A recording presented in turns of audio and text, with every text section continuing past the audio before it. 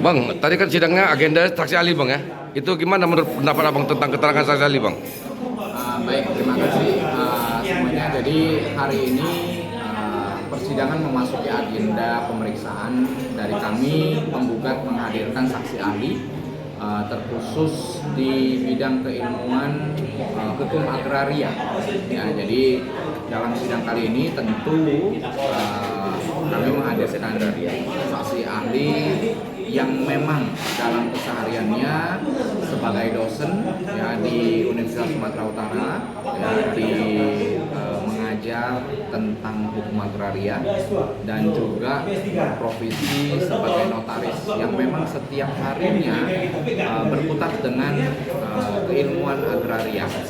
Ya, jadi pada intinya hari ini kami mendapatkan banyak sekali fakta dari ahli bahwa ternyata yang pertama, Gran C itu sendiri ternyata tidak melekat atau bukanlah bagian daripada hak, melainkan hanya sebuah pencatatan, pendaftaran yang pada saat itu sebelum pemberlakuan Undang-Undang Agraria pada masa Hindia Belanda waktu itu adalah sebagai pencatatan pembayaran pajak.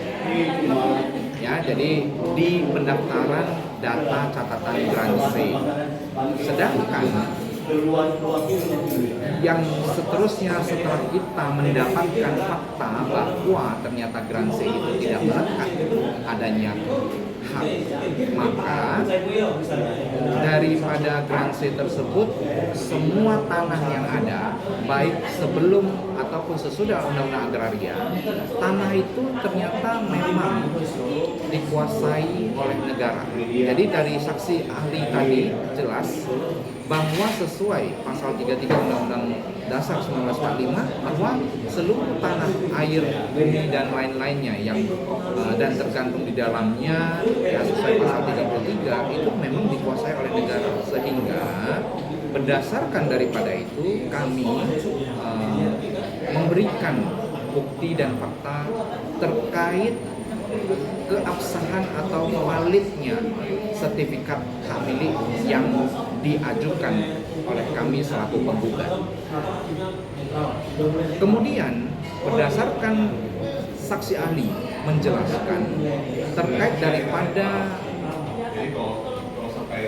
keabsahan sertifikat hak milik ini setelah menjelaskan bahwa Gran C itu bukanlah sebuah hak tetapi dari dasar penguasaan oleh negara, maka sesuai Undang-Undang Agraria terkait proses penguasaan fisik ternyata juga ada ya di peraturan perundang-undangan yang jelas. Di sana dikatakan di Undang-Undang Agraria itu penguasaan fisik yang sudah di atas 20 tahun maka memiliki hak ya secara khusus untuk mengajukan, sehingga dalam prosesnya pada saat penerbitan SHM dilakukan oleh pihak BPN untuk memverifikasi langsung yang dibantu oleh PPAT ya dalam hal ini notaris PPAT yang diberikan kewenangan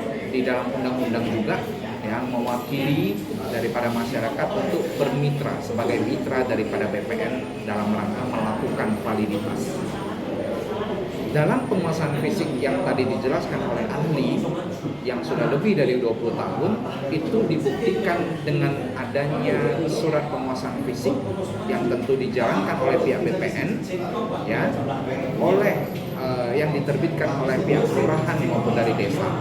Yang pertama itu. Yang kedua, dalam penguasaan fisik tersebut tadi dijelaskan oleh saudara saksi ahli bahwa dalam rangka untuk mengecek apakah memang benar mereka menguasai selama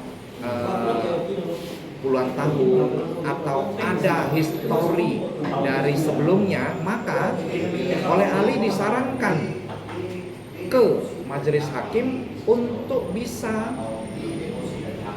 memberikan perintah jika diperlukan untuk membuka warkah dari BPN Karena dari warkah BPN tersebut bisa secara gamblang ya terbuka bagaimana histori daripada nama atau kepemilikan di tanah tersebut.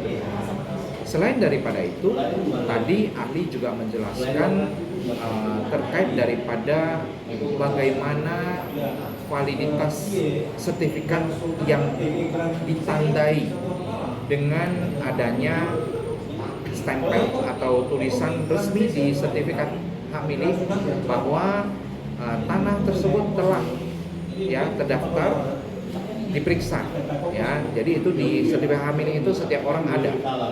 Bahkan saat sekarang yang sudah dalam zaman digitalisasi, cek bersih ya yang dilakukan oleh notaris atau PPAT itu, verifikasi ke BPN itu sudah berupa satu surat yang diterbitkan.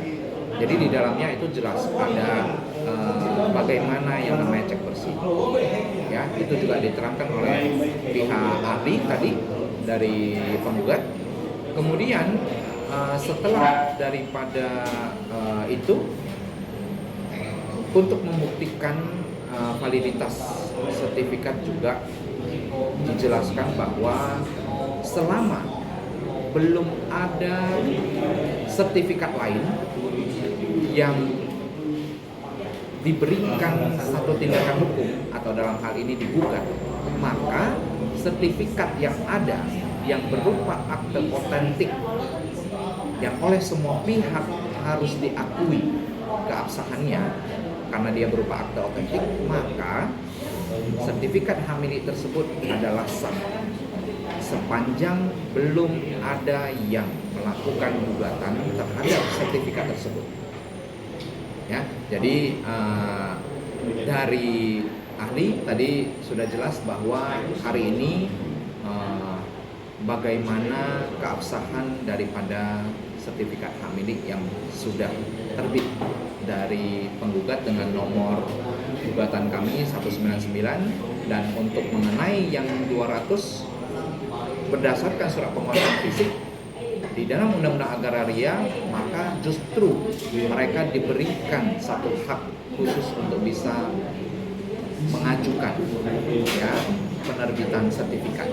Jadi walaupun belum ada sertifikat tapi sudah menguasai selama 20 tahun dan memang jelas sudah ada surat penguasaan fisik, maka justru oleh undang-undang itu diberikan hak khusus. Ya, tinggal ditingkatkan untuk menjadi permohonan sertifikat bagi yang belum ada sertifikat. Tapi bagi yang sudah ada sertifikat, kembali lagi, selama tidak ada yang menggugat, maka sertifikat itu yang berupa akte otentik harus diakui oleh semua pihak dan oleh tentunya BPN yang secara resmi memang sudah menerbitkan sertifikat hak milik tersebut. Nah, mungkin itu dari saya. Ada tambahan mungkin poin-poin lain. Nah, mungkin itu aja yang. Jadi artinya selama 20 tahun itu kalau tidak ada menggugat, tidak ada bisa memiliki gitu, Bang. Artinya seperti ini, dalam tanah negara yang belum pernah dimohonkan hak daripada kepemilikan, maka di Undang-Undang Agraria menurut ahli, siapapun yang menguasai ya secara fisik, karena ini ada di ayat 2 kalau tidak salah itu di PP 24 tahun 97 ya, bahwa di dalamnya yang menguasai fisik selama lebih daripada 20 tahun malahan diberikan hak untuk mengajukan sertifikat, sehingga pengajuan proses daripada yang sudah berjalan sehingga penerbitan sertifikat hak milik atas nama Hartono dan Juhardi Julianto dalam hal ini adalah klien kami, ini sampai dengan saat ini menurut ahli adalah sah dan merupakan akte otentik yang harus diakui oleh seluruh pihak. Oke, Bang. Bahkan oleh pihak pengadilan. Seperti itu. Oke, Bang. Dengan siapa bicara nih, Bang? Saya dengan Bobi Christian Halim, SHM HCPM, koordinator daripada tim hukum kami dari Jakarta, Herianto SH, kemudian dari rekan kami tim hukum bersama Darwis SH. Oke, siap, Bang. Terima ini tanah, saya nambahin dikit ya. Jadi tadi kan itu ya tanah negara. Pemahaman tanah negara itu tanah yang dikuasai negara ya. Jadi bukan tanah milik negara. Justru milik itu bisa diberikan oleh negara kepada yang sudah menguasai 20 tahun lebih itu. Pemahamannya begitu dari ahli tadi. Jadi dikuasai negara kemudian diberikan kepada yang sudah menguasai 20 tahun lebih. Gitu. Oke. Jadi kalau yang tidak tinggal di tempat 20 tahun dan dia bukan negara, dia individu biasa, ya dia lebih tidak berhak lagi. Oke bang.